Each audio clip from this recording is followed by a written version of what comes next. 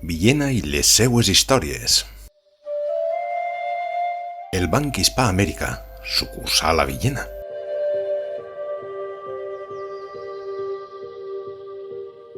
A finals de la segona dècada del segle XX es comencen les obres de la que va ser oficina sucursal de Villena del Banco Hispano-Americano, amb seu a Madrid.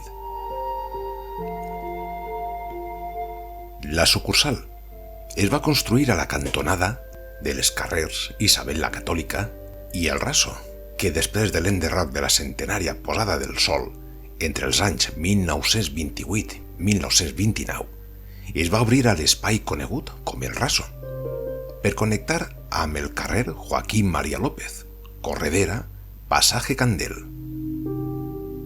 A aquest nou carrer se li va assignar el nom de Luciano López Ferrer.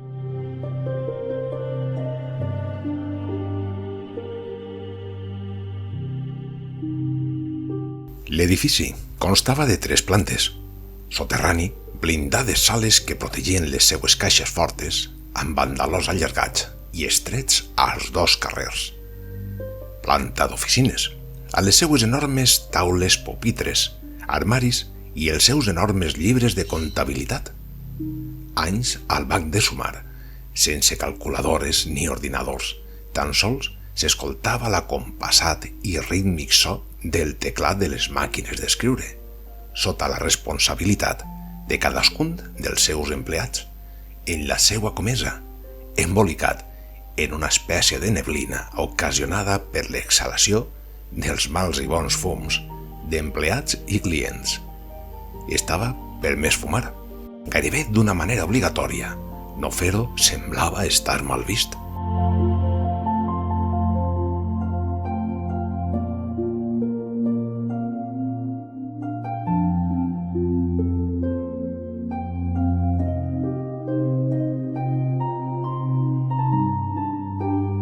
La seua porta cancel·la d'entrada de ferro forjat, sobre esglaons de carreus llaurats en cantonada aixamfranada, flanquejava de seglars medallons damunt un airós i coquet balconet on onejava l'ensenya de torn penjant de la seua asta de fusta, coronada amb la llegenda Banco Hispano-Americano, inscrita en lauda rectangular.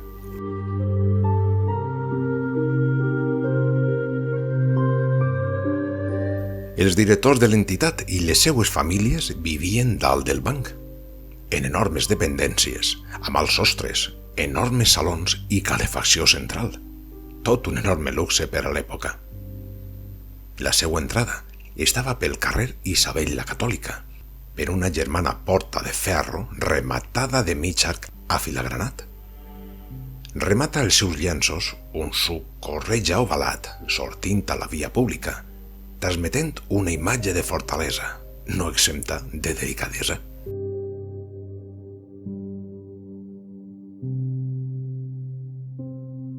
La carreuada llaurada del Banc Hispano-Amèrica va ser obra del mestre canter villenense Vicente Tormo Ferrer a l'any 1934. Va néixer l'any 1891 i va morir a l'any 1963. Els llenços de l'exterior, recaient a ambdós carrers, són de maons de cara vista, de ceràmica vermella, en els quals s'adeqüen els buits dels seus grans finestrals i protegits amb fortes reixes de ferro de forja a les dependències dedicades a oficines. Les finestres, pertanyent a l'habitatge, amb lleixades de sobresortints, estan protegides per la típica persiana enrotllable de varetes de fusta.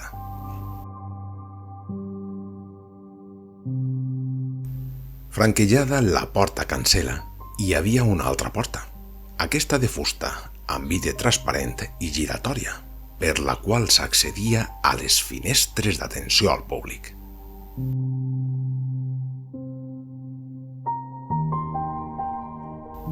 En aquells anys, la xiqueta de la població aprofita la mínima ocasió per a tractar de colar-se i passar-se per aquella porta giratòria, malgrat les advertències de l'ordenança vigilant, i que per a ells era una proesa. Què temps aquells!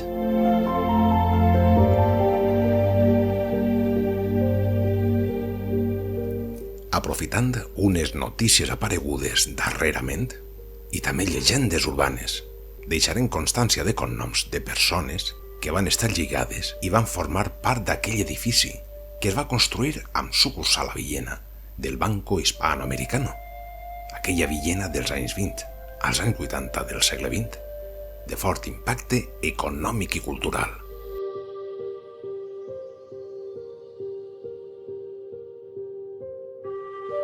Per aquella porta giratòria de fusta i vidre van deixar la seva empremta els directors Rodolfo Azorín, Felipe Bermejo Mirón, empleats com Antonio de Bes, Santana, Serer, Ricardo Guillén, Heriberto Hernández, Giner, Antonio García, Juan Cantero, Pastor, Albert, Paco Zapater, Ibáñez, González, Rafael López, Lorenzo Hernández, Pérez, Beneito, Ferriz, Ribes, Domingo Barbaceja Caixera, Puche i gairebé tots els empresaris, grans i xicotets, i entitats religioses i civils. També xicotets estalviadors, amb les seues flamants llibretes.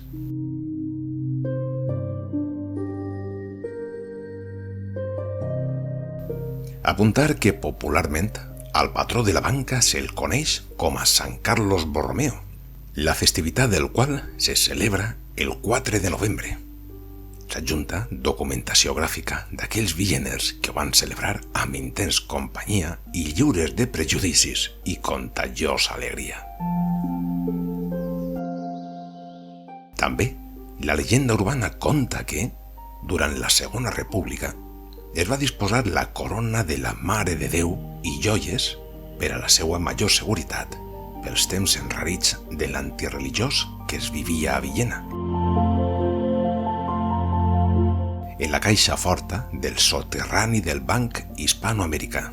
Fins aleshores, la corona i joies de la Mare de Déu, que van ser retirades previsorament del convent de les Trinitàries a l'any 1931, ja que l'any 1936 va ser totalment incendiat i destruït, van ser custodiades per l'alcalde republicà José Cañizares Domene a la caixa forta de l'Ajuntament.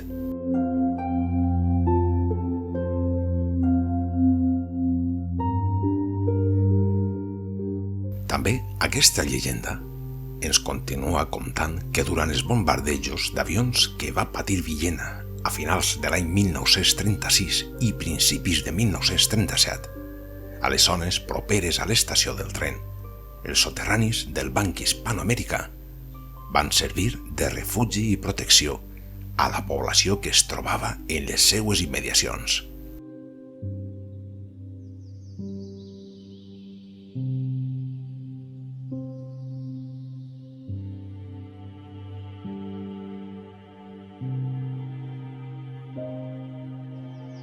Villena, any 2025.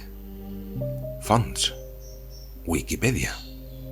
César López Hurtado. Topografía médica de Villena. Villena, cuéntame. Huerteros.